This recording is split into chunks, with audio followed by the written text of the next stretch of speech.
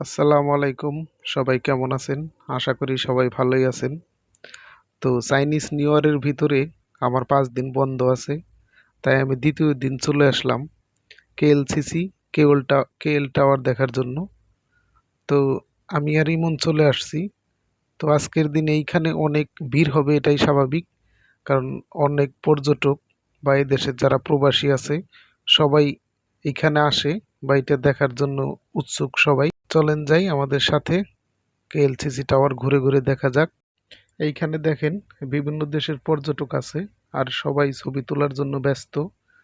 আর এইখানে ছবি তোলার জন্য ফটোগ্রাফারও আছে। এইখানে যদি আপনি ছবি তুলতে যান, এই যে যেসব লোক দেখতে পাচ্ছেন, এই যে দেখেন এই যে হাতে মোবাইল নিয়ে আর কিছু সামান নিয়ে এরা ঘোরাফেরা করতেছে। এদের কাছ থেকে যদি আপনি ছবি তুলতে যান তাহলে এক একটা ছবি প্রতি মালয়েশিয়ার ৫ রিঙ্গিত করে দিতে হবে। তো এই দেখেন অনেক লোক ভিড় করছে ছবি তোলার জন্য। তাদের কাছ থেকে অনেক পর্যটকই ছবি তুলে।